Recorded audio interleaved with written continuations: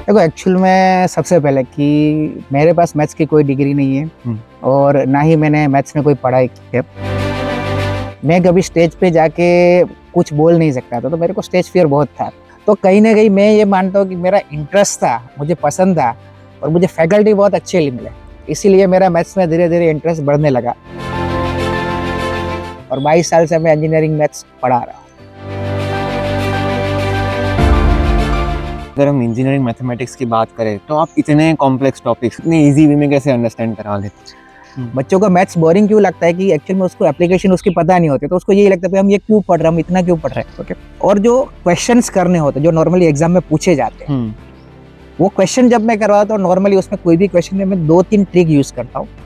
यानी मेरे हर एक लेक्चर में ऐसा होता है कि बच्चों को वाव मोमेंट, वाव ये कैसे हो गया, ऐसा कैसे हो गया। आपके पास की लर्निंग्स एक्सपीरियंस से कोई कि जिससे स्टूडेंट्स को ऐसा हेल्प हो पाए कि अगर उनको इंजीनियरिंग मैथमेटिक्स पढ़ना है तो इंजीनियरिंग मैथ्स में यही है कि आप मैक्सिमम, मैं तो ये बोलूँगा कि आप लॉजिक सीखो, ट्रिक सीखो, प्रैक्टिस करो, अप्लाई करो। That is the best way to learn engineering maths. जैसे कि एक स्टूडेंट है, उसके लिए अगर आपको सजेस्ट करना हो कि तो उसके लिए अभी कौन सी बड़ी अपॉर्चुनिटी है जो जिसमें वो आगे बढ़ सकते डेटा साइंस में 80% मैथ्स आता है। ओके, और नॉर्मली उसमें मैथ्स वाले ही जाते हैं। नॉर्मल नो डाउट उसमें पाइथन वगैरह थोड़ा बहुत आता है। ओके, और उसमें जाते हैं मैथ्स वाले। ओके, तो जितने भी फील्ड में आपको गिनाओगे, सपोज कॉमर्स है, ओके, तो कॉमर्स पूरा मैथ्स पे डिपेंड है। ओके, कॉमर्स है तो उसमें पूरा स्टेट वगैरह आता है, अकाउंट आता है, तो वो पूरा मैथ्स पे है। हमारा साइंस ले लो। ओके, तो साइंस में आप टेक्नोलॉजी कोई भी लो तो उसके अंदर मैथ्स आता है। आप बीएससी मैथमेटिक्स करो, ओके, उसके बाद आप डेटा साइंस में जा सकते हो। ओके, आप और भी चीज़ों में जा सकते हो, आप टीचिंग में जा सकते हो। जैसे कि एआई टूल सारे आ गए तो कहीं ना कहीं फैकल्टी भी अब डिसहार्टन हो गए, मतलब उनको वो भी हताश हो गए कि भाई अब ये सब आ रहा है, बच्चे वहाँ पे ज़्यादा फोकस कर रहे हैं, क्लासेस में आ रहे हैं तो ऐसा हो रहा है कि भाई बच्चे पढ़ाई में ध्यान नहीं दे रहे, पर असाइनमेंट्स तो वहीं से करने हैं एट दी एंड। तो सर आप जैसे स्टूडेंट्स का अटेंशन ग्रैस्प कर पाते हो इतना अच्छा, तो आपको कोई चीज़ अगर फैकल्टीज को बोलनी हो ऐसा कुछ?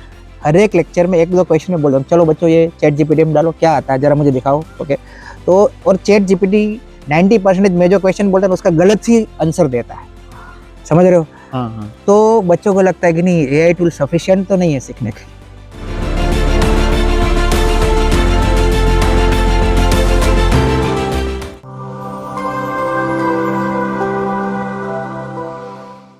हेलो एवरीवन, आज के जो हमारे गेस्ट हैं उनके पास 22 प्लस ईयर्स ऑफ एक्सपीरियंस है in the field of education in engineering mathematics, और उन्हें 20,000 प्लस स्टूडेंट्स को अब तक पढ़ा चुके हैं। वो उनका नाम है आहिर सर।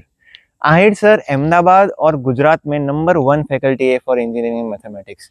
आज हमने इस पॉडकास्ट में उनसे कैसे रिसर्च में आगे बढ़ सकते हैं इन इंजीनियरिंग मैथमेटिक्स, कैसे हम उसका एप्लीकेशन टेक्निकल फील्ड में ला सकते हैं और कैसे स्टूडेंट्स अपना करियर उस पर बिल्ड कर सकते हैं यूजिंग लॉजिक एंड ऑल, तो उसकी बात की हुई है। So do watch till the end and enjoy this podcast. Hello sir, thank you so much for doing this podcast. Sir, आपको क्या इंस्पायर हुआ कि अपने इंजीनियरिंग मैथमेटिक्स के अंदर आप टीचर बने? What inspired you early moment में जब आप पढ़ा रहे थे या पढ़ रहे थे खुद भी तब? क्योंकि हमने देखा था कि आप विप्रो से आपने वहाँ पे जॉब की, तो क्या हुआ? देखो एक्चुअल में सबसे पहले कि मेरे पास मैथ्स की कोई डिग्री नहीं है और ना ही मैंने मैथ्स में कोई पढ़ाई की है। Actually I am an EC engineer. EC engineer करने के बाद क्या हुआ कि मैंने विप्रो में इनिशियली जॉब ज्वाइन किया था 2002 में, पर मेरा इतना इंटरेस्ट इसी फील्ड में नहीं था। तो ऐसा भी नहीं था कि मैं मैथ्स फील्ड में जाने वाला था। तो उस टाइम क्या था कि मेरे दोस्त के एक क्लासेस थे मैथ्स पे, वहाँ पे मैं फ्री टाइम पे जाता था और स्टूडेंट्स जो होते थे उसके मैं डाउट सोल्व कर रहा था। तो मेरे दोस्त ने मुझे बोला कि यार तुम मैथ्स बहुत अच्छा पढ़ाते हो, कि तुम मैथ्स पढ़ाओ। तो मैंने कहा नहीं यार ये तो पॉसिबल नहीं है, क्योंकि मुझे खुद को स्टेज फियर बहुत था। मैं कभी स्टेज पे जाके कुछ बोल नहीं सकता था, तो मेरे को स्टेज फियर बहुत था। तो मैंने बोला कि नहीं यार मैं मैथ्स नहीं पढ़ा सकता और मुझे स्टेज फियर भी बहुत है। तो उसने बोला कि नहीं ऐसा कुछ नहीं होता है, स्टेज फियर जैसी कोई चीज़ नहीं होती है, स्किल मेन होती है, तुम्हारे में स्किल है, तुम ट्राई करो, तुम मैथ्स पढ़ाओ। तो उसने मुझे थोड़ा मोटिवेट किया उस टाइम पे। फिर उसने मुझे ये बोला कि तुम एक चीज़ तय कर लो कि भाई मुझे क्या पढ़ाना है क्या। तो मैंने कहा कि मुझे इंजीनियरिंग मैथ्स में बहुत इंटरेस्ट है, क्योंकि एक्चुअल में वो टफ बहुत है। तो मैंने बोला कि मुझे इंजीनियरिंग मैथ्स पढ़ाना। तो उसने बोला कि नहीं आप तुम इंजीनियरिंग मैथ्स पढ़ाना स्टार्ट कर दो। तो उस टाइम मैंने तय किया कि मैं इंजीनियरिंग मैथ्स पढ़ाऊँगा। पर फिर भी मेरे पास इतना कोई ऐसा नहीं था कि मैं उसमें बहुत मास्टर था, कि मेरे को सब कुछ आता था। धीरे धीरे मैंने इंजीनियरिंग मैथ्स की बुक ली, पढ़ना स्टार्ट किया, थोड़ा बहुत खुद से सीखा, और फिर मैंने 2003 में इंजीनियरिंग मैथ्स के कोचिंग स्टार्ट किए सबसे। उस टाइम अहमदाबाद में इंजीनियरिंग मैथ्स के कोई कोचिंग नहीं थे। मैं एक ही ऐसा था कि जो इंजीनियरिंग मैथ्स पढ़ा रहा था, उसके कोचिंग कर रहा था। और लकीली 2004 में मुझे यहाँ पे कॉलेज है अहमदाबाद इंस्टीट्यूट ऑफ टेक्नोलॉजी, वहाँ पे मुझे as a visiting lecturer job मिल गई। अच्छा। तो वहाँ से मेरी जर्नी स्टार्ट हुई धीरे धीरे। फिर भी मेरा ऐसा भी फिक्स नहीं था कि मैं इसमें करियर बनाऊंगा। मैंने सोचा कि चलो ट्राई करते हैं, ओके, और ऐसा नहीं था कि मैं अपनी करियर इसी में बनाऊंगा, ओके। तो ऐसे मेरा करियर जस्ट स्टार्ट हुआ, ट्रायल एंड एरर मेथड था, और फिर आज 22 साल हो गए हैं, और 22 साल से मैं इंजीनियरिंग मैथ्स पढ़ा रहा हूँ। अच्छा, तो सर आपको मतलब स्कूल टाइम से ही मैथ्स पसंद था या फिर आपके फ्रेंड के कहने पे आपने मैथमेटिक्स शुरू किया, क्या था? नहीं, मेरे को मैथ्स तो बहुत पहले से ही पसंद था, और मैं मैथ्स में मास्टर था। कि मुझे याद है कि जब हम गांव में पढ़ते थे, छोटे थे, तो हमारे गांव में ऐसा था कि स्कूल में, सरकारी स्कूल में ऐसा था कि हर रोज पजल की कॉम्पिटिशन्स होती थी, मैथ्स पजल। और वो एक बहुत बड़ी चीज होती थी कि सरकारी स्कूल में हर रोज मैथ्स की पजल की कंपटीशन होती, और हम उसमें पार्टिसिपेट करते थे, और हमें बहुत मजा आता था। फिर वो धीरे धीरे ऐसा होने लगा कि वो जो मजा है वो इंटरेस्ट में कन्वर्ट होने लगा, कि हर रोज मैथ्स की पजल की कंपटीशन होती थी, हम पार्टिसिपेट करते थे, हमें हमारे सर अप्रिशिएट करते थे, और वहां से धीरे धीरे स्टार्ट हुआ। दूसरी बात कि मैं ये मानता हूँ कि मैथ्स में इंटरेस्ट आना is totally depend on faculty, faculty पे डिपेंड है। अगर मुझे खुद को भी मैथ्स में इंटरेस्ट है और मुझे सिखाने वाला कोई अच्छा नहीं है, तो वो इंटरेस्ट का कुछ भी नहीं हो सकता है। तो मुझे इनिशियली जो फैकल्टी मुझे मिले जिससे मैं मैथ्स सीख रहा था, वो मैथ्स में बहुत अच्छे थे। तो 1 to 7 में मैं सरकारी स्कूल में था, वहाँ बहुत अच्छे सर थे, उन्होंने बहुत अच्छा मैथ्स मुझे सिखाया। फिर 8 to 10 में मैं दूसरी स्कूल में गया, वहाँ भी लकीली मुझे मैथ्स में बहुत अच्छे फैकल्टी मिले। तो धीरे धीरे क्या है कि मेरा मैथ्स में इंटरेस्ट और बढ़ता है। अगर मुझे वो फैकल्टी नहीं मिलते तो शायद मेरा इंटरेस्ट नहीं बढ़ता, ओके। और क्या होता है कि अगर फैकल्टी आपको सही से नहीं मिलते तो बच्चे क्या करते हैं, फिर मैथ्स रटने लगते हैं, ओके। फिर 11-12 में गया तो वहाँ पे भी मुझे बहुत अच्छे फैकल्टी मिले। तो कहीं ना कहीं मैं ये मानता हूँ कि मेरा इंटरेस्ट था, मुझे पसंद था, और मुझे फैकल्टी बहुत अच्छे मिले, इसीलिए मेरा मैथ्स में धीरे धीरे इंटरेस्ट बढ़ने लगा। नो डाउट मैंने इंजीनियरिंग की, पर इंजीनियरिंग में भी मेरा फेवरेट सब्जेक्ट तो मैथमेटिक्स ही था, ओके। थ्रू आउट इंजीनियरिंग मैंने की इसी, तो मेरा फेवरेट सब्जेक्ट मैथमेटिक्स ही था, मैं उसमें ही पावरफुल था, ओके। तो इस तरह धीरे धीरे मुझे मैथ्स में इंटरेस्ट आने लगा। अच्छा, तो सर आपको सबसे ज्यादा रिवॉर्डिंग क्या लगता है? जैसे कि आप अगर पढ़ा रहे हो भी इंजीनियरिंग मैथमेटिक्स, तो स्टूडेंट्स का प्यार ज्यादा रिवॉर्डिंग लगता है या आपको चैलेंजेस रिवॉर्डिंग लगते हैं? नहीं, मुझे एक्चुअल में, आप बिलीव नहीं करोगे कि मैंने ये जो 22 ईयर्स निकाला है, मैंने बोला ना कि मेरा मैथ्स का कोई बैकग्राउंड ही नहीं था, मैं जस्ट ऐसे आ गया था, पर मेरे को स्टूडेंट का इतना प्यार मिला 22 ईयर्स में। ये सबसे पहले स्टूडेंट का प्यार, मुझे उनकी रिस्पेक्ट मिली, ओके। वो मेरे लिए सबसे बड़ा रिवॉर्ड है, ओके।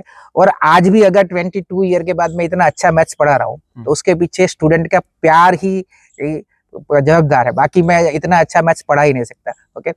फिर मुझे उनसे रिस्पेक्ट मिली।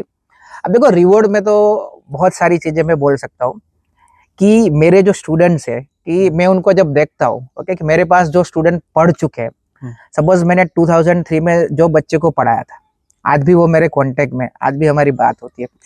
फिर मेरे पास जो बच्चे पढ़े उसमें से कई IAS है, IPS है, पुलिस फोर्स में है, साइंटिस्ट में है, हर जगह पे मेरे बच्चे हैं, ओके।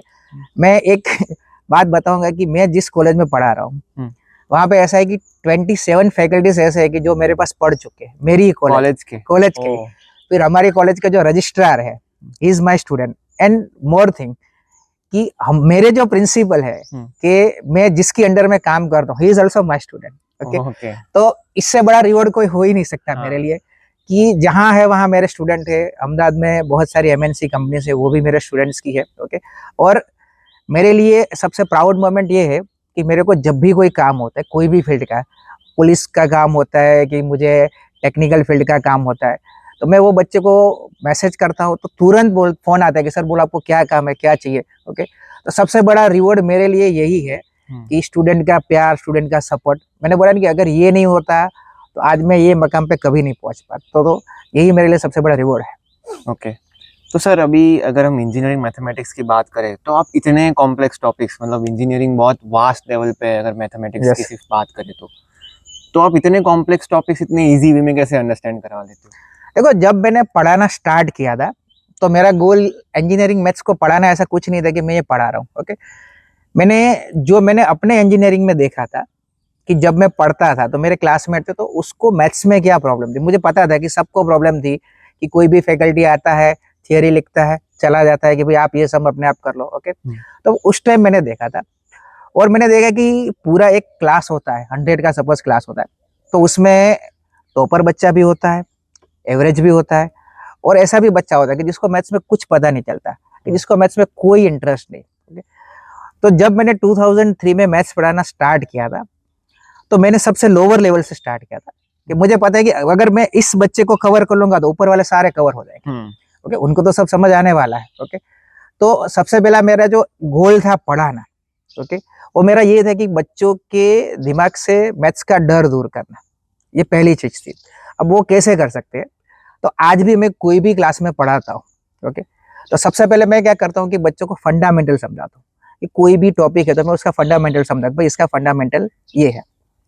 नंबर 2, मैं उसकी एप्लीकेशन समझाता हूँ कि भाई आप पढ़ रहे हो पर ये यूज कहाँ पे होता है, ये मेन चीज होती है। बच्चों को मैथ्स बोरिंग क्यों लगता है कि एक्चुअल में उसको एप्लीकेशन उसकी पता नहीं होती, तो उसको यही लगता है हम ये क्यों पढ़ रहे हैं, हम इतना क्यों पढ़ रहे हैं। ओके, तो मैं उसकी एप्लीकेशन करवाता हूँ, और जो क्वेश्चंस करने होते हैं जो नॉर्मली एग्जाम में पूछे जाते हैं, वो क्वेश्चन जब मैं करवाता हूँ नॉर्मली उसमें कोई भी क्वेश्चन में मैं 2-3 ट्रिक यूज करता हूँ। यानी मेरे हर एक लेक्चर में ऐसा होता है कि बच्चों को वाव मोमेंट, वाव ये कैसे हो गया, ऐसा कैसे हो गया। ओके, तो अगर आप ये 3-4 चीजों को अगर मिक्स कर लो और अगर आप पढ़ाओ, ओके, तो बच्चों को इंजीनियरिंग मैथ्स इंटरेस्टिंग लगता है। मैं आपको रिसेंटली एग्जांपल दूं कि अभी मेरे ऑनलाइन क्लास चल रहे हैं, कल ही मेरा लेक्चर था, तो मैं लाइव पढ़ा रहा हूँ। नॉर्मली एक हमारे दिमाग में ये इंप्रेशन है कि मैथ्स ऑनलाइन नहीं पढ़ सकते, मैथ्स ऑफलाइन ही पढ़ सकते, तो ऑनलाइन में पढ़ा रहा हूँ, सामने 500 से ज्यादा बच्चे पढ़ रहे हैं, और हर एक जब मैं स्टेप करता हूँ तो बच्चे बोलते हैं सर ये तो गजब हो गया। ओके, अब एक सिंपल चीज है कि अगर बच्चे को समझ नहीं आएगा तो वो सामने आके बैठेगा नहीं। 500 बच्चे ऑनलाइन पढ़ रहे हैं।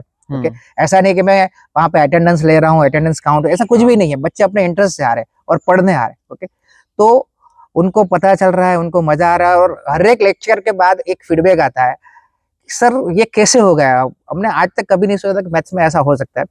पर हाँ, ये सारी ट्रिक बनाने के लिए मुझे बहुत सारा टाइम लगा। मैंने जब भी मैं कोई टॉपिक पढ़ाता हूँ तो डेफिनेटली पहली बार पढ़ाता हूँ तो वो टॉपिक को मैं 10 से 12 घंटे देता हूँ। मैं खुद समझता हूँ, फिर समझता हूँ कैसे शॉर्ट कैसे कर सकते हैं। पहले एग्जाम्पल बड़ा है, ओके, सॉल्व बड़ा करना है, पर शॉर्ट बच्चों को कैसे पता चलेगा, ऐसे हम स्टेप स्टेप करके समझाएंगे। ओके, तो मेन चीज ये होती है। तो अगर आप ये 3-4 चीजों का मिक्स करो तो बच्चे के लिए, नॉट इंजीनियरिंग मैथ्स, कोई भी मैथ्स बहुत इजी हो जाता है, और बच्चा दूसरे दिन क्लास में आके बैठता है कि नहीं मेरे को आहिर सर के लेक्चर में जाके बैठना है। It is the main thing. बाकी ऐसा कोई जादूगर नहीं हूँ कि ऐसा कोई जादू नहीं है, ओके, कि जिससे ये सब कुछ हो सकता है। ओके, तो सर आर देयर कोई ऐसे कोई मिसकंसेप्शंस बच्चों के आपको याद हो कि वो लोग आके पूछ रहे हो कि सर इसमें तो ये मैथ्स कैसे अप्लाई होगा या मैथ्स क्या काम आएगी? यस यस, देखो खास करके हमारे यहाँ पे ऐसे बहुत मिसकंसेप्शन है कि बच्चा इंजीनियरिंग में आता है, ओके, तो पूछता है कि सर ये मैथ्स कहाँ पे यूज होता है, ये alpha beta gamma lambda theta sine theta cos theta फलाना ढिकना, ऐसे रील्स बहुत सारे, तो सर ये कहाँ पे यूज होता है। ओके, सबसे पहले बच्चों के दिमाग में यही होता है कि भाई ये मैथ्स कहाँ पे यूज होता है। ओके, हम इतने सारे मैथ्स पढ़ते हैं तो इंजीनियरिंग में मैथ्स कहाँ पे अप्लाई होता है। ओके, कई लोग यही भी बोलते हैं कि इंजीनियर होने के बाद बोलते हैं कि भाई मैंने पूरा इंजीनियरिंग पढ़ लिया पर मैंने मैथ्स कहीं यूज नहीं किया। ओके, तो ये एक मीथ है, ऐसा पॉसिबल ही नहीं है। ओके, तो बच्चों के दिमाग में ये एक गलत चीज है कि भाई मैथ्स पढ़ते हैं तो मैथ्स यूज नहीं होता है। ओके, एक सिंपल चीज है कि इंजीनियरिंग जो है उसका बेस ही मैथमेटिक्स है। इंजीनियरिंग जो पूरा बना है, ओके, कोई भी इंजीनियरिंग होता है उसके बेस में क्या होता है कि मैथमेटिक्स होता है।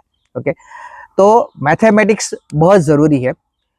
मैं एक चीज हमेशा अपने बच्चों को बोलता हूँ कि एक सिंपल चीज है, अब बच्चे जब आपको ये पूछेंगे कि सर ये मैथ्स कहाँ यूज होता है, तो आपको भी तो कुछ बोलना पड़ेगा। ओके, तो मैं एक सिंपल चीज बोलता हूँ कि एक सिंपल चीज है कि जिसका मैथ्स अच्छा होता है उसका लॉजिक अच्छा होता है।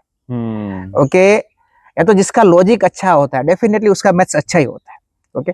और आप कोई भी इंजीनियर अगर कोई अच्छी जगह पे काम कर रहा है, आप उससे जाके पूछ लो कि भाई मैथ्स कितना यूज होता है, तो वो आपको डेफिनेटली बोलेगा कि नहीं मैथ्स भले हमने पढ़ने में ध्यान नहीं दिया था, आज हम यूट्यूब से सीख रहे हैं, तब हमने ध्यान नहीं दिया था, पर मैथ्स बहुत ज्यादा यूज हो रहा है। ओके, तो ये एक टोटली मिथ है कि भाई मैथ्स यूज नहीं होता, मैथ्स कोई काम नहीं आता, मैथ्स की कोई एप्लीकेशन नहीं है। इंजीनियरिंग के बिना, सॉरी मैथ्स के बिना आप इंजीनियरिंग आप एज्यूम ही नहीं कर सकते, पॉसिबल ही नहीं। ओके, तो इंजीनियरिंग के लिए मैथ्स बहुत जरूरी है। तो सर ऐसे कोई लर्निंग टूल्स या आपके पास की लर्निंग से एक्सपीरियंस से कोई कि जिससे स्टूडेंट्स को ऐसा हेल्प हो पाए कि अगर उनको इंजीनियरिंग मैथमेटिक्स पढ़ना है तो?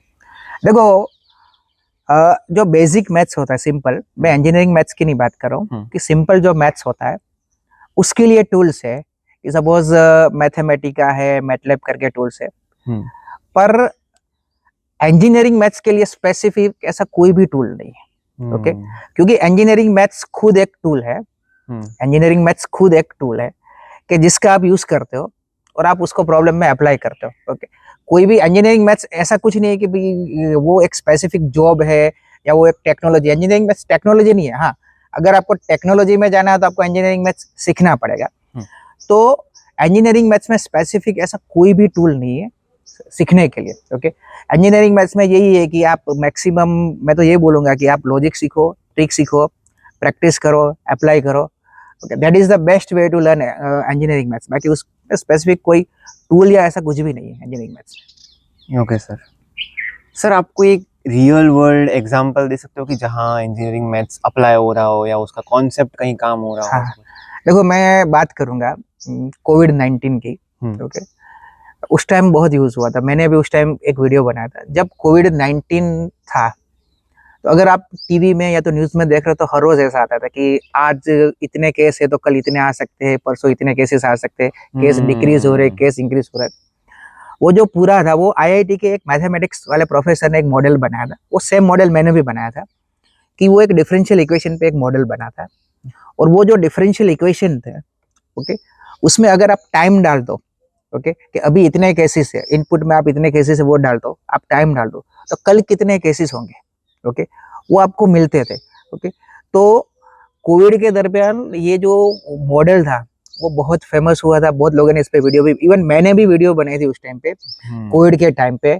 और वो जो कैसे वर्क करता है मैंने उस पे वीडियो बनाई थी कि वर्क कैसे करता है डिफरेंशियल इक्वेशन पे। तो वो उसका एक रियल टाइम एग्जांपल है। रिसेंटली मेरा एक रिसर्च पेपर पब्लिश हुआ है जापान की एक बुक में। वो जो रिसर्च पेपर मेरा है, वो रिसर्च पेपर ऐसा है कि मशीन लर्निंग का यूज करके अभी जो हमारी हेल्थ सिस्टम चल रही है, ओके, उसमें हम कैसे मॉडिफिकेशन कर सकते हैं, उसमें हम और उसमें पूरा मैंने स्टैटिस्टिक्स डाला है, कि स्टैटिस्टिक्स का डेटा डाला है। ओके, तो ये डेटा है कि सपोज अभी 100 लोगों के लिए हम ये मेथड अप्लाई कर रहे हैं, ओके, तो 1000 के लिए क्या होगा, 2000 के लिए क्या होगा, उसका आउटपुट क्या होगा। ओके, तो मैथमेटिक्स इज एवरीवेयर। आजकल तो ऐसा है कि मेडिकल साइंस में सबसे ज्यादा मैथ्स यूज होने लगा एक्चुअल में, वरना ऐसा कहा जाता था कि ए ग्रुप बी ग्रुप। ओके, आपको पता है कि उसके लिए मैथ्स, पर आजकल बायोमेडिकल, मेडिकल साइंस आप देखो तो उसमें एआई एमएल बहुत यूज होने लगा है, तो उसका यूज बहुत होने लगा है सब जगह। सर आपको ऐसी कोई, अगर जैसे कि एक स्टूडेंट है उसके लिए अगर आपको सजेस्ट करना हो कि कोई अगर जैसे कि वो अगर मैथमेटिक्स में इंटरेस्टेड है, तो उसके लिए अभी कौन सी बड़ी अपॉर्चुनिटी है जो, अगर हम इंडिया की बात करें तो, जिसमें वो आगे बढ़ सकता है अगर मैथमेटिक्स को उसको कोर आगे लेके जाना होता है एज अ करियर? देखो मैथमेटिक्स में एज ए स्पेशल कोई करियर नहीं है ऐसा भी मैं नहीं बोल सकता हूँ, करियर है।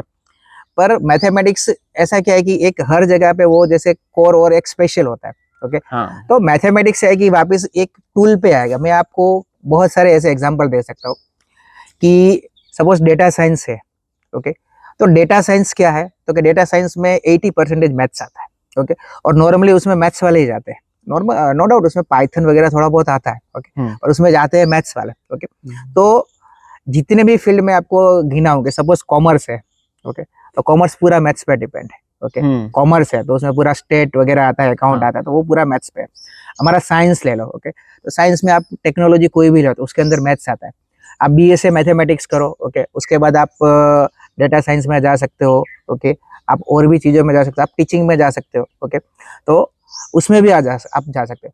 यानी मैथ्स में स्पेसिफिक ऐसा नहीं है कि यहाँ पे सिर्फ मैथ्स वाले ही चलेंगे, पर मैथ्स वाले क्या है कि इनडायरेक्टली सब जगह पे होते हैं। आप जहाँ पे भी देखोगे इनडायरेक्टली सब जगह पे मैथ्स वाले, ओके। हाँ, डायरेक्टली रिसर्च फील्ड में मैथ्स वाले होते हैं कई जगह पे, ओके, पर इनडायरेक्टली हर जगह पे होते हैं। सपोज मैं इंजीनियरिंग मैथ्स वाला हूँ, तो मैं इंजीनियरिंग कॉलेज में हूँ, ओके, नो डाउट मैं मैथ्स वाला हूँ, पर मेरा काम क्या है कि टेक्नोलॉजी वालों को मैथ्स सिखाना, ओके।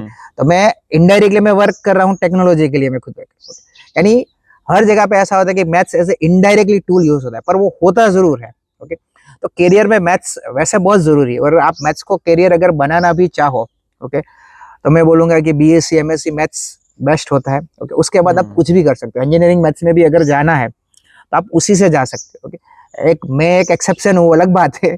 बाकी आपको ये करना ही पड़ता है।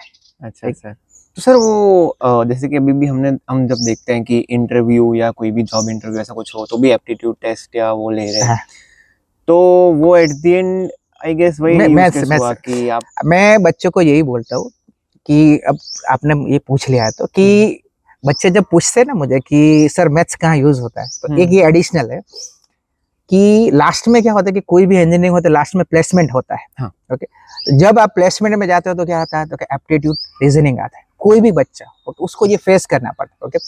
तो वहां पे वापस मैथ्स आता है, ओके। कोई बच्चा अगर बोलता है कि भाई मैंने तो बायोमेडिकल की है, पर बेटा जब तू राउंड में बैठेगा, जब तू प्लेसमेंट में बैठेगा तो लास्ट में तो तुझे मैथ्स ही फेस करना पड़ेगा। मैं आपको एक रिसेंटली एग्जांपल दूं कि मेरे एक स्टूडेंट का प्लेसमेंट हुआ, बहुत हाई पैकेज है, आई थिंक 46 लाख उसका पैकेज है। तो उसका ऐसा था कि उसका जो राउंड हुआ था, इंटरव्यू राउंड, ओके, उसमें उसको AIML में उसका था, तो 10 क्वेश्चन थे। 10 में से उसमें से 8 क्वेश्चन उसको मैथ्स के पूछे गए थे, ओके। यानी उसका पूरा नॉर्मली जो इंटरव्यूज भी होते हैं, ओके, वो कोडिंग पे आपको ज्यादा कुछ नहीं पूछेंगे, वो आपको कहाँ पे ले जाएंगे, एप्टीट्यूड पे ले जाएंगे या तो मैथ्स पे ले जाएंगे, ओके। तो आजकल नॉर्मली मैथ्स, मैं यही बोलूंगा कि मैथ्स ज्यादा यूज होने लगा है इन सब में। तो सर ये बात तो आपकी सही थी कि मैथ्स मेजरली तो आपका लॉजिक भी बिल्ड कर रहा है, हाँ उसके ऑन ग्राउंड इंजीनियरिंग में बहुत सारे एप्लीकेशंस हैं, पर आपका जो लॉजिक बिल्ड हो रहा है वो बढ़िया बात है। तो सर आप कैसे अभी जो नए नए मैथमेटिकल एडवांसमेंट्स हो रहे हैं, आप कैसे रेलेवेंट रहे हो? कोई सोर्स है या आप कहीं पे पढ़ते हो, आपको कोई जगह मालूम हो? देखो, मैं नॉर्मली क्या है कि ऑनलाइन प्लेटफॉर्म में बहुत ज्यादा यूज करता हूँ, सोशल मीडिया वगैरह। आई थिंक मेरी जनरेशन में मैं एक ही ऐसा हूँ कि जो सोशल मीडिया बहुत यूज करता हूँ। तो मैं सोशल मीडिया में बहुत कनेक्टेड हूँ। मैं लिंक्डइन यूज करता हूँ, ओके। लिंक्डइन एक ऐसा प्लेटफॉर्म मैंने देखा है कि इसमें मैथ्स के बहुत सारे ग्रुप्स है और अच्छे अच्छे मैथमेटिशियन उसमें है। जापान के है, चाइना के है, यूएसए के है, ओके। तो मैं उसमें कनेक्टेड हूँ। उसमें AIML और मैथ्स के भी ग्रुप है, उसमें भी मैं हूँ, ओके। तो मैं क्या है कि वो ग्रुप है, उसके मैं रेगुलरली अपडेट देखते रहता हूँ। अगर कोई भी चीज नई आती है ना, ओके, इनोवेशन कुछ भी नया होता है, मैथ्स में कुछ नया आता है, सबसे पहले वहां पे आता है कि वहां पे डिस्कस होता है ये चीज है, इसका क्या है, ओके। तो और एक मेरा खुद का इंस्टाग्राम में पेज है, इंजीनियरिंग मैथ्स करके, मैंने बहुत साल से बनाया है। और वो पेज मैंने ऐसे ही बना दिया था शौक के खातिर। तो उसमें अभी ऐसा है कि फॉरेन के बहुत सारे मैथ्स वाले उसमें जुड़ गए हैं, ओके। तो हमारा वहाँ पे भी बहुत कन्वर्सेशन होता है। फिर मैं यूट्यूब में टाइम टाइम पे मैं देखता रहता हूँ कि मैथ्स में कुछ नया अपडेट है, कुछ नया आया है, ओके। तो वो मैं नॉर्मली देखता रहता हूँ। तो मेरी आदत है अपडेट रहने की, तो मैं इन सब में मैं हमेशा एक्टिव रहता हूँ और मैं देखता रहता हूँ कि कोई कुछ नया आया है, कुछ नया। और वो आपको बाहर से ज्यादा पता चलता है, यहाँ पे आने में टाइम लगता है हमारे यहाँ पे, पर ये चीज बाहर जापान, चाइना, यूएसए, वहाँ पे आपको सबसे पहले पता चल जाता है कि मैथ्स में कुछ चेंज हुआ, कुछ नया आया, मतलब कोई नई एप्लीकेशन आई वगैरह। सर बहुत लोग का मानना ये होता है कि मैथमेटिक्स में जो होते हैं वो हमेशा सॉल्विंग, उनके मन में इक्वेशंस चलते रहते हैं। सो क्या ये बात सही है? नहीं नहीं, बिल्कुल नहीं है, ऐसा नहीं है कि सॉल्विंग, ऐसा कुछ नहीं होता है। आप मेरे को देख लो कि ऐसा कुछ नहीं है। हाँ, जब मैं पढ़ाता हूँ, जब मैं एंटर होता हूँ क्लासरूम में, तो वो मेरा दिमाग होता है कि भाई मैथ्स वाला दिमाग हो जाता है। पर फिर भी ऐसा नहीं है कि मैं जब पढ़ाता हूँ तो बहुत फनी वे से पढ़ाता हूँ, बहुत मस्ती करता हूँ, ओके। क्योंकि ये एक लिंक करने के लिए बहुत जरूरी है। नो डाउट, बोले मैं कितना भी अच्छा मैथ्स पढ़ाता हूँ, पर मैथ्स थोड़ा तो बोरिंग है ही, 10%। तो आपको क्या करना पड़ता है कि 20-25 मिनट के बाद कुछ ऐसा करना पड़ता है कि बच्चे ऐसा लिंक डिस्कनेक्ट हो। फिर मैं मजाक करता हूँ, बच्चा फ्रेश हो जाए फिर वापस लिंक करने को, हम कहाँ पे थे फिर ऐसा करके मैं वापस स्टार्ट कर देता हूँ। ओके, तो हाँ ऐसा होता है हमारे बारे में, कई ऐसा कहा जाता है कि मैथ्स वाले बहुत खड़ूस होते हैं। ओके, नॉर्मली मेरा भी ऐसा है कि मेरी स्माइल बहुत कम है और मैं ज्यादा बातें बहुत कम करता हूँ। ऐसे नॉर्मली बातें नहीं करता, हाँ अपने लेक्चर में बहुत हाँ। बातें करता हूँ। तो मेरे बारे में भी ऐसा है कि सर बहुत खड़ूस है ऐसा। तो ऐसा है ऐसा। हाँ मैथ्स वाले आप देखोगे तो नॉर्मली आपको ऐसा देखने को जरूर मिलेगा, आपको देख के पता चल जाएगा ये जरूर मैथ्स वाला होगा। सही बात है। तो सर जैसे हमने देखा है कि अहमदाबाद में अगर हम देख रहे हैं तो बहुत सारी गैदरिंग्स होती है रिगार्डिंग प्रोग्रामिंग या साइबर के रिलेटेड, बहुत सारी गैदरिंग्स होती है, कम्युनिटी पूरी फॉर्म्ड है।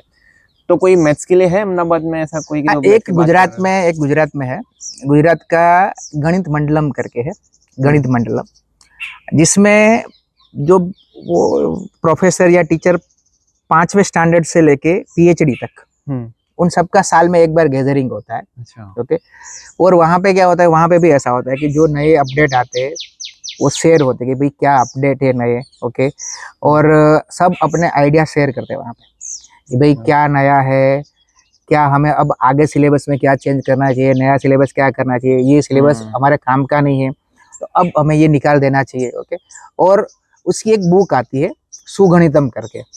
ओके, वो भी आती है कि वो हर महीने आपके वहाँ पे आ जाती है अगर आप उसको ले लो तो। ओके, तो वो एक गणित मंडलम करके गुजरात में एक ही है कि जो गैदरिंग होता है और साल में एक बार होता है। सर कोई एक जॉब रोल है स्पेसिफिक जिसमें सिर्फ मैथमेटिक्स से इन्वॉल्व हो, जैसे कि अभी भी डेटा साइंस भी देख लें, कोई भी देखे तो वहाँ पे कहीं ना कहीं प्रोग्रामिंग का आपको थोड़ा बेसिक होना चाहिए, कोई ऐसा स्पेसिफिक जॉब रोल किसी बच्चे को चाहिए कि जो सिर्फ मैथमेटिक्स से इन्वॉल्व हो और कुछ ना हो उसमें? नहीं, मैं ऐसा मानता हूँ कि ऐसा स्पेसिफिक जॉब रोल शायद आप रिसर्च में जाओ पर वहाँ पे भी कुछ ना कुछ इंक्लूड होगा, प्योर मैथ्स तो बहुत कम होता है। यानी मैंने क्या बोला कि मैथमेटिक्स एक टूल ही है। ओके, कि जिसका आप यूज करो और आप प्रॉब्लम सॉल्व करो। ओके, नो डाउट मैथमेटिक्स है बहुत वाइड, उसके अंदर बहुत कुछ है, पर आप उसमें डायरेक्टली ऐसी कोई जॉब नहीं है मैथ्स में। सपोज मैं पढ़ा रहा हूँ तो वो अलग बात है, पर मैं पढ़ा तो टेक्नोलॉजी में रहा हूँ ना। कोई भी टीचर है उसको लगता है कि मैं मैथ्स वाला हूँ, पर वो इनडायरेक्टली किसी और चीज से कनेक्टेड है। ओके, तो डायरेक्टली ऐसा कोई जैसे आपका इंजीनियरिंग का जॉब रोल है, ओके, ऐसा कोई जॉब रोल मैथमेटिक्स में बहुत कम ऐसे जॉब रोल है। डेटा साइंस आपने बोला सबसे ज्यादा मैथ्स होता है, पर उसमें भी आपने बोला पाइथन है।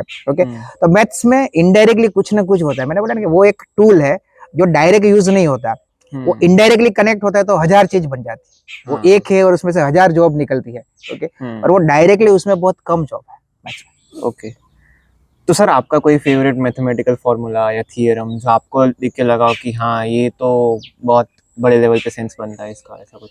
देखो वैसे तो मुझे मैथ्स में एवरीथिंग मुझे सब पसंद है, पता नहीं मुझे मैथ्स इतना पसंद है कि आप बिलीव नहीं करोगे, यहाँ तक मुझे मैथ्स पसंद है। पर इंजीनियरिंग मैथ्स मैं स्पेसिफिकली पढ़ा रहा हूँ, तो इंजीनियरिंग मैथ्स में एक लाप्लास ट्रांसफॉर्म करके है, वो मुझे पसंद इसलिए है कि एक्चुअल में क्या होता है कि जो डिफरेंशियल इक्वेशन है, डिफरेंशियल इक्वेशन की बहुत सारी मेथड्स आती है, 20-25 अलग अलग मेथड आते हैं। आपको अगर उसे पढ़ना है तो 5-6 चैप्टर बन जाते हैं। तो लाप्लास एक ऐसी फॉर्मूला है कि वो सारे जो चैप्टर्स है उसको वो एक ही फॉर्मूला से सॉल्व कर देता है।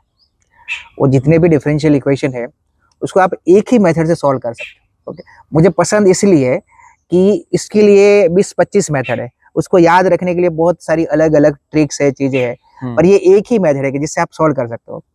तो एक लाप्लास ट्रांसफॉर्म मुझे पसंद है। फिर कॉम्प्लेक्स के लिए मुझे एक कोसी इंटीग्रल करके है कि नॉर्मली जो हम इंटीग्रेशन आपने जो सीखा है वो रियल इंटीग्रेशन सीखा है। कॉम्प्लेक्स इंटीग्रेशन पूरा अलग होता है और बहुत डिफिकल्ट होता है, नाम ही कॉम्प्लेक्स है उसका, तो वो कॉम्प्लेक्स होता है। तो उससे सॉल्व करने के लिए कोसी करके होता है, कोसी इंटीग्रल। वो कोई भी कॉम्प्लेक्स इंटीग्रेशन होता है बहुत इजीली उसे सॉल्व कर देता है। ओके, तो वो मुझे इसीलिए पसंद है कि भाई वो कॉम्प्लेक्स के लिए यूज होता है। उसके बाद प्रोबेबिलिटी है, तो प्रोबेबिलिटी मेरा हमेशा से जब मैं पढ़ता था तभी मेरा फेवरेट टॉपिक है, अभी भी मेरा फेवरेट टॉपिक है। हाँ, जब मैं पढ़ता था और इनिशियल लेवल पे प्रोबेबिलिटी इतना यूज नहीं होता था, पर जब से AIML आया है प्रोबेबिलिटी बहुत यूज होने लगी। ओके, तो प्रोबेबिलिटी यूज मेरा फेवरेट है।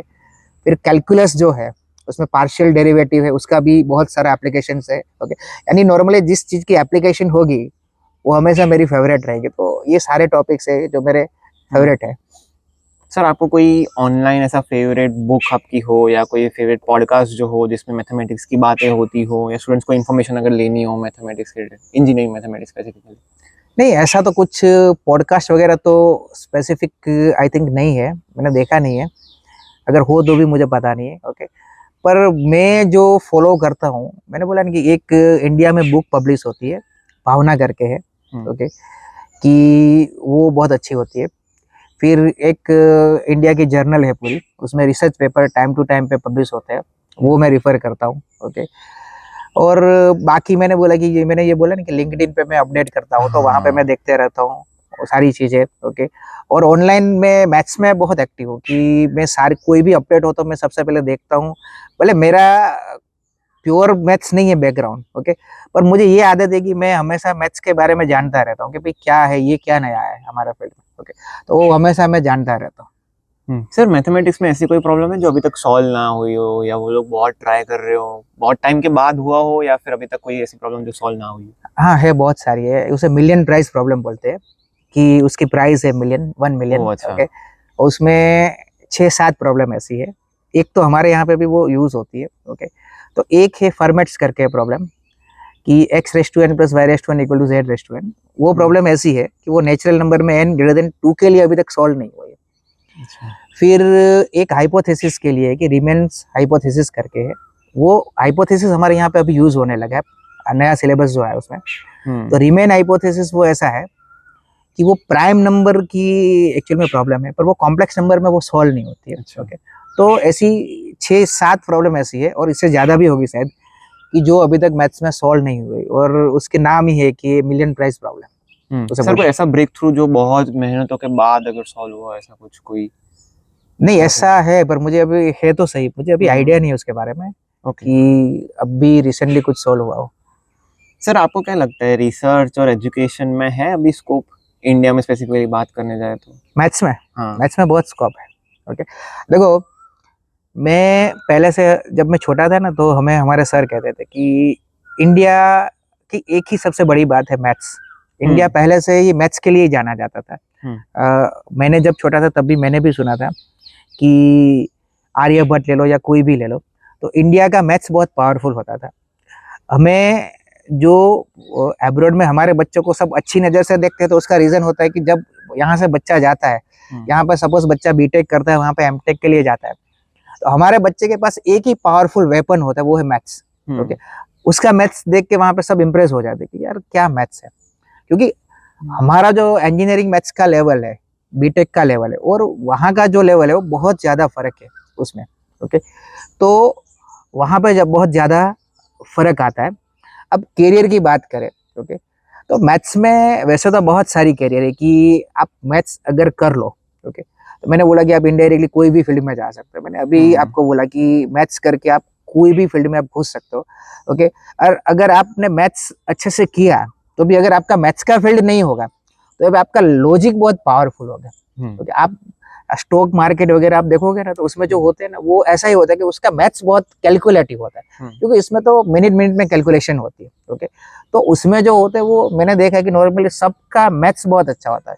मेडिकल साइंस में भी मैंने देखा कि मेडिकल साइंस में जो होते हैं, ओके, उनका मैथ्स, भले वो उन्होंने बायोलॉजी पढ़ा, कुछ भी पढ़ा, ओके, पर आप देखोगे तो उसका मैथ्स बहुत ज़्यादा पावरफुल होता है। ओके, तो कहीं ना कहीं मैथ्स डायरेक्टली या इनडायरेक्टली सब जगह पे कनेक्टेड होता ही है। नो डाउट, आपने करियर के बारे में क्वेश्चन पूछा है। ओके, तो करियर के लिए मैंने बोला नहीं कि आप इंजीनियरिंग मैथ्स कर लो या तो सिंपल मैथ्स कर लो। ओके, मेरे को सब यही बोलते हैं कि मैंने जब इंजीनियरिंग मैथ्स पढ़ाना स्टार्ट किया, बोलते हैं आटલું બધું અઘરું શું કર્યું, 11-12 ટ્યુશન कर, બહુ રૂપિયા છે। हाँ सही बात है, सही बात है। कैरियर अभी आपने कैरियर पूछे, तो बहुत बड़ा है। और 11-12 वाले जो रुपया बना रहे हैं, जो हाँ। यानी सबको पता है कि उसमें जो इनकम वगैरह है, तो मैंने આટલું અઘરું શું કામ પસંદ કર્યું, આ 11-12 માં જોતો રે બહુ રૂપિયા છે। ओके, तो ये है एक। अच्छा सर, आपको अगर हम ब्रॉडर पर्सपेक्टिव डिस्कस करें कि अब ऐसा लगता है कि जैसे कि इतने सारे एआई टूल्स आ गए, इतना सारा लर्निंग ऑनलाइन अवेलेबल है, तो क्या कॉलेज सच में जाना चाहिए अभी, या फिर जबकि ऐसा बोलने में होता भी है कहीं ना कहीं कि अगर आप कंपनीज ले लो या कॉर्पोरेट देख लो, तो वहाँ पे कहीं ना कहीं बोलते हैं कि स्किल्स मैटर कर रही है अब। तो आपको लगता है कि कॉलेज जाना चाहिए अभी के टाइम पे? नहीं, एक्चुअल में मैं पहले ये आई एम एग्री कि मैं पहले से मानता हूँ, क्योंकि मैं खुद एग्जाम्पल हूँ कि degree doesn't matter, skill matters, क्योंकि मेरे पास मैथ्स की कोई डिग्री नहीं हाँ, है। वो तो Okay? है। मैं पहला खुद एग्जाम्पल हूँ कि degree doesn't matter, skill matters. मेरे पास मैथ्स की कोई भी डिग्री नहीं है, स्टिल मैं as a expert, mathematics expert work कर रहा हूँ। तो मैं खुद बिलीव करता हूँ, पर उसके लिए क्या है कि मैंने बहुत ज़्यादा वर्क किया है, तो वो मेरी बात है। नंबर 2 कि अपने टाइम में मैं रेगुलर कॉलेज जाता था। ओके, अब आप जो पूछ रहे हो कि रेगुलर कॉलेज जाना चाहिए, तो मैं बोलूँगा यस, रेगुलर कॉलेज जाना चाहिए। ओके, देखो ऐसा नहीं होता है कि ऑनलाइन सीखने ही सब कुछ होता है, कि एटमॉस्फेयर वहाँ का आपको जो सिखा रहे, ओके, वो सब कुछ होता है। एक सिंपल एग्जांपल है कि मैं जो सिखाता हूँ, मैं ऑनलाइन भी सिखाता हूँ, मैं कॉलेज में ऑफलाइन भी सिखाता हूँ। ओके, पर मैं जो ऑफलाइन सिखाता हूँ, नो डाउट ऑनलाइन में बच्चे इसलिए है कि वो पूरे गुजरात से है तो जुड़ रहे हैं, क्योंकि वहाँ पे मैं अवेलेबल नहीं हूँ, तो पूरे गुजरात से ऑनलाइन में बच्चे आ रहे हैं। पर ऑफलाइन में मैं जो पढ़ाता हूँ, मेरा पढ़ाने का जो तरीका है, वहाँ का जो एटमॉस्फेयर होता है कि आसपास के बच्चों का एटमॉस्फेयर, वो आपको ऑनलाइन में कभी नहीं मिलेगा। वो जो एटमॉस्फेयर होता है कि पता चलेगा हाँ आने आवड़े છે મને નથી આવડતું, ઓકે, આને ખબર પડે છે મને ખબર નથી પડતી। ओके, तो कॉलेज जाना डेफिनेटली जरूरी है, ऐसा नहीं है कि आप स्किप कर दो। ओके, पर मैं ये भी बोलूंगा कि एक्चुअली में पढ़ाने वाला सही से होना चाहिए। ओके, मैं खुद बिलीव करता हूँ कि बच्चे कॉलेज में लेक्चर में तभी आएंगे कि पढ़ाने वाला बहुत जोरदार होगा। ओके, तो ये हमारी रिस्पॉन्सिबिलिटी बनती है कि हम बच्चों को खींच के लाए। Okay, it's our responsibility. नहीं, ये मैं एक्सेप्ट करता हूँ कि अगर मेरे लेक्चर में हाउसफुल होता है और किसी लेक्चर में नहीं भी होता है, तो इट्स अवर रिस्पॉन्सिबिलिटी कि भाई मैं कैसे पढ़ा रहा हूँ, मैं कितनी मेहनत करके पढ़ा रहा हूँ। ओके, और मेरी एक आदत है कि आज 22 साल के बाद भी जब मैं लेक्चर में जाता हूँ, तो मुझे जो टॉपिक पढ़ाना होता है वो 10 मिनट में चेक कर लेता हूँ कि मुझे सब पता है। मैंने खुद ने 14 बुक लिखी है मैथमेटिक्स में। ओके, तो मुझे सब पता है, मुझे पता है कि क्या आने वाला है, फिर भी मैं एक बार देख लेता हूँ कि नहीं, लेक्चर में मेरी जो कंटिन्यूटी है वो टूटनी नहीं चाहिए। ओके, ऐसा नहीं कि मुझे देखना पड़े बुक में।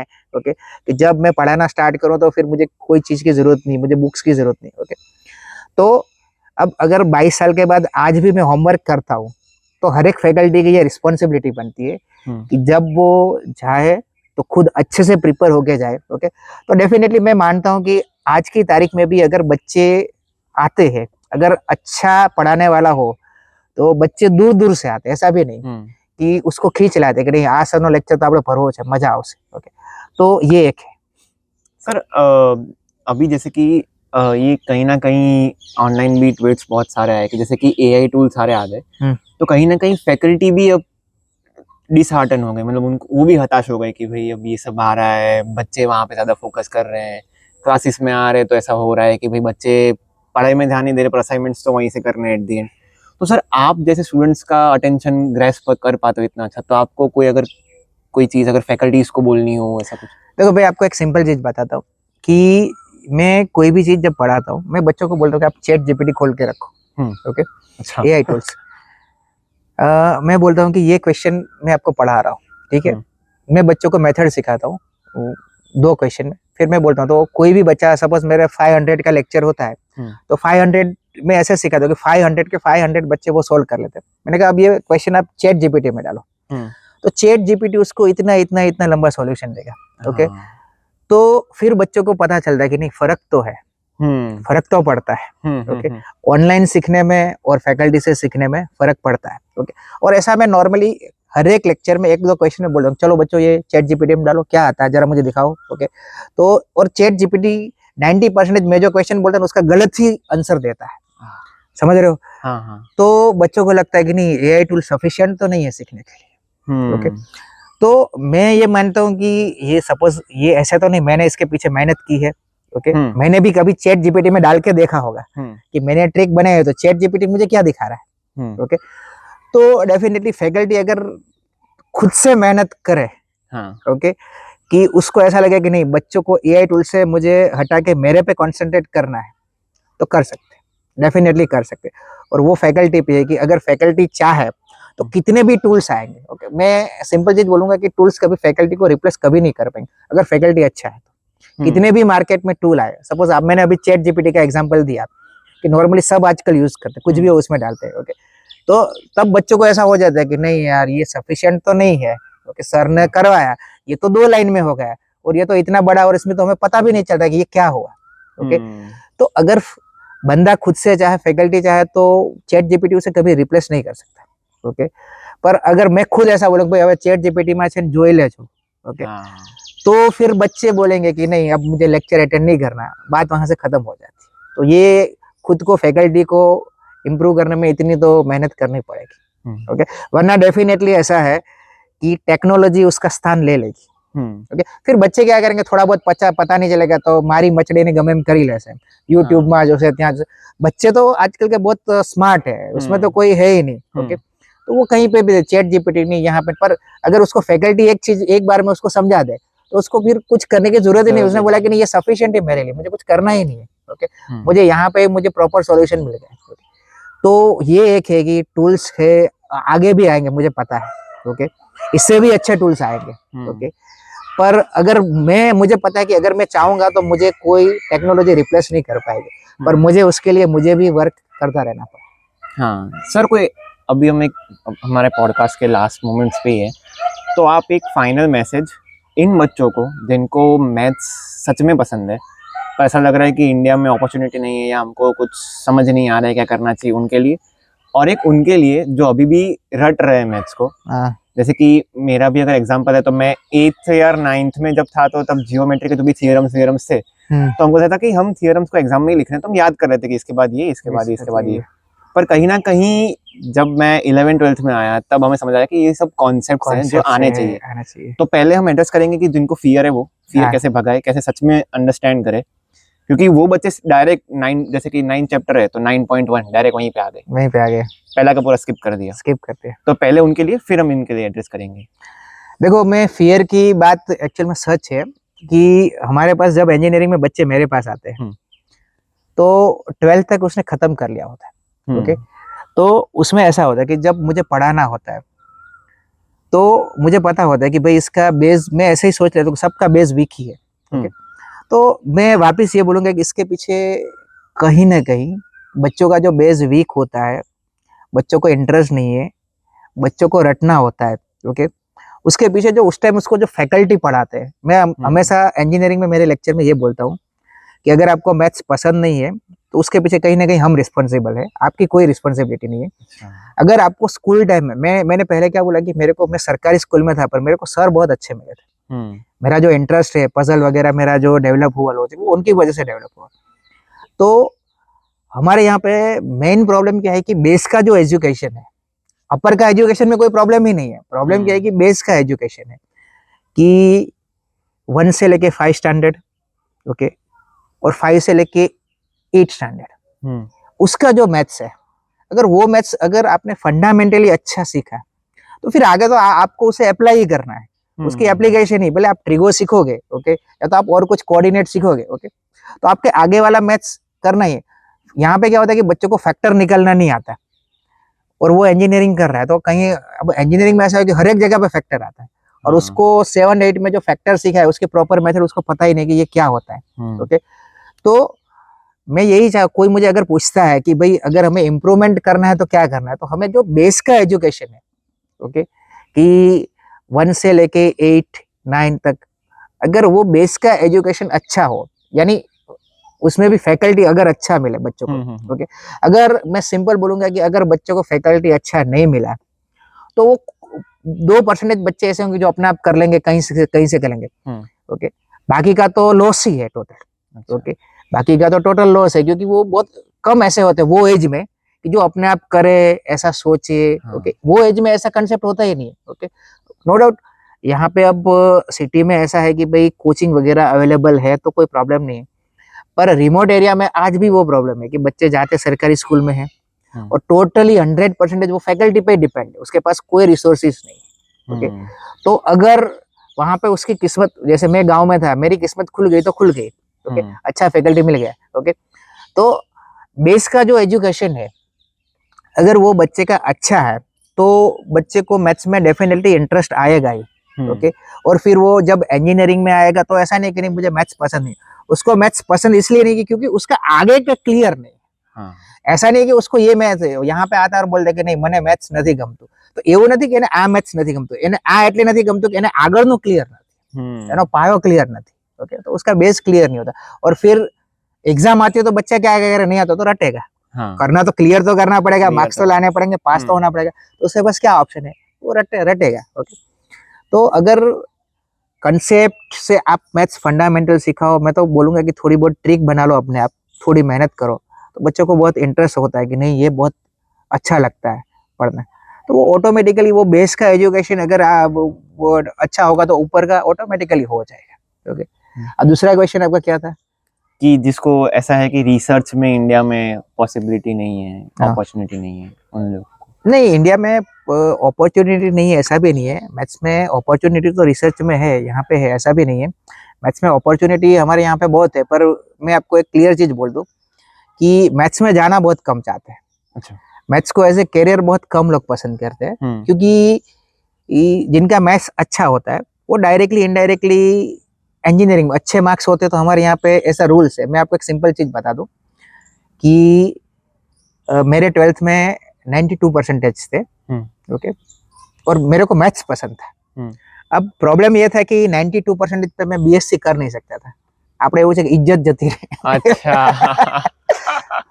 तो उस टाइम मैंने मैथ्स में करियर नहीं बना पाया, अच्छा. क्योंकि मैंने ऐसा था कि બધા એમ કે ના ના એન્જિનિયરિંગ જ જવાય ને. અને हमारे टाइम पे तो इंजीनियरिंग यानी वो जो वैल्यू थी इंजीनियरिंग की 98 में, तो બધાએ કીધું ના ના એન્જિનિયરિંગ જ કરાય. અને એ 92% તમે બીએસસી લો तो आपको गाम तुम्हारी ऊपर हंसे. हाँ, हाँ. तो मैंने 4 साल अपने बिगाड़े. फिर अच्छा. करियर मेरा कहाँ पे आके अटका. तो हमारे यहाँ पे प्रॉब्लम ये है कि मैथ्स कौन पसंद करता है कि जिसके परसेंटेज डाउन हो या ऐसे हो. अब परसेंटेज वाले तो वो उसको बोलते हैं कि नहीं नहीं मैथ्स शुरू करें. और दूसरा ऐसा है कि इंप्रेशन ऐसे है कि नहीं मैथ्स टफ है, तो लोग उसे एज ए करियर बनाना नहीं चाहते. और बोलते कि नहीं प्योर मैथ्स में कोई स्कोप इतने नहीं है, ऐसा बोलते. थोड़ा स्कोप है पर डायरेक्टली इनडायरेक्टली है. ओके, यानी इनडायरेक्टली है, डायरेक्टली कोई स्कोप नहीं. ओके, तो इसीलिए हमारे यहाँ पे मैथ्स को एज ए करियर बहुत कम लोग पसंद कर रहे हैं. यही रीजन है. अच्छा. तो सर अगर लिसनर्स को आपके पास पढ़ना हो या आपको रीच आउट करना हो तो कौन से चैनल्स से आप अवेलेबल हो? देखो मैं अवेलेबल तो इंस्टाग्राम पे आप मुझे सर्च कर सकते हो आहिर सर से, कि आहिर_सर मेरा पेज है. ओके, फिर आप गूगल में सर्च कर सकते हो मेरे बारे में. सर्च करोगे तो मेरा कॉन्टेक्ट वगैरह आपको मिल जाएगा. ओके, डेफिनेटली आपको अगर अच्छा मैथ सीखना है बेसिकली फंडामेंटल, तो डेफिनेटली सीख सकते हो. सर आपका 22+ ईयर्स ऑफ एक्सपीरियंस है एजुकेशन में, आपने 20,000 से ज़्यादा स्टूडेंट्स पढ़ाए, तो क्या लगता है कैसे स्टूडेंट्स को आप मैनेज करने वाले हो? आगे जाके आपके क्या गोल्स हैं? आप क्या एडवांसमेंट्स देख रहे हो अपने आप में? देखो मैंने जब 2003 में पढ़ाना स्टार्ट किया था, तो उस टाइम पे माहौल ऐसा था कि कोई टेक्नोलॉजी नहीं थी, ना गूगल था ना यूट्यूब था, कुछ भी नहीं था. उस टाइम पे नहीं था, 2003 की बात कर रहा हूँ. तो न ही इंटरनेट इतना था. ओके, तो हमारे टाइम पे क्या होता था कि एक बुक होती थी, एक ही बुक होती थी, और वो फॉरेन ऑथर की होती थी. पर हमारे टाइम पे ऐसा था कि स्टूडेंट हार्ड वर्किंग बहुत होते थे. उस टाइम की बात कर रहा हूँ 2003-4 जब मैंने पढ़ा है. ओके, तो बच्चे हार्ड वर्किंग बहुत होते थे, उसके पास रिसोर्सेस बिल्कुल नहीं थे. ओके, आज उल्टा है कि बच्चों के पास रिसोर्सेस बहुत सारे हैं. ओके, बहुत सारे, यानी आपको कोई भी चीज़ चाहिए आप ऑनलाइन सर्च कर सकते हैं. ओके, पर मैंने कहीं ना कहीं ये मैंने देखा है कि आजकल के बच्चे हार्ड वर्किंग इतना नहीं, जो पहला मैंने देखा है कि जब पहले बच्चे थे वो बहुत हार्ड वर्किंग थे. ओके, नो डाउट आज की जनरेशन बहुत स्मार्ट है, बहुत यानी बहुत ज़्यादा स्मार्ट है, वो चाहे कुछ भी कर सकती है. ओके, पर वो इतना हार्ड वर्किंग नहीं है. तो सबसे पहले मैं यही बोलूँगा कि हार्ड वर्क की ज़रूरत है. मैंने जो इतना चेंजेस अपडेट देखा है कि मैं 22 साल से पढ़ा रहा हूँ. ओके, तो मैंने बहुत अपडेट देखा, और मैं बच्चों के साथ में खुद अपडेट होता रहता हूँ. वरना एक रूल है कि अगर आप अपडेट नहीं रहोगे तो आप चलोगे ही नहीं. ओके, बच्चे आपको एक्सेप्ट ही नहीं करेंगे. ओके, तो मैं खुद अपडेट होता रहता हूँ. ओके, तो मैं बच्चों से यही बोलना चाहूँगा कि आप थोड़ा हार्डवर्क करो. ओके, और एजुकेशन इंडस्ट्री में अपडेट की ये एक है कि इंडस्ट्री में अपडेट कैसे किया जाता है. तो मैं यही बोलूँगा कि अगर आप एप्लीकेशन बेस पे पढ़ाओ कोई भी चीज़ हो. ओके, मैं ये स्ट्रांगली बिलीव करता हूँ कि अगर आप एप्लीकेशन बेस पे कोई भी चीज़ पढ़ाओ, ओके, तो बच्चे तुरंत उसे एक्सेप्ट कर लेते हैं. ओके, मैं आपको लंबे लंबे थियरम पढ़ाऊँ और फिर आपको पता ही नहीं कि ये यूज़ कहाँ करना है, तो तुरंत रटना स्टार्ट. ओके, तो ये एक है कि एप्लीकेशन का यूज़ करके आप पढ़ाओ. Okay, thank you so much sir. हैं।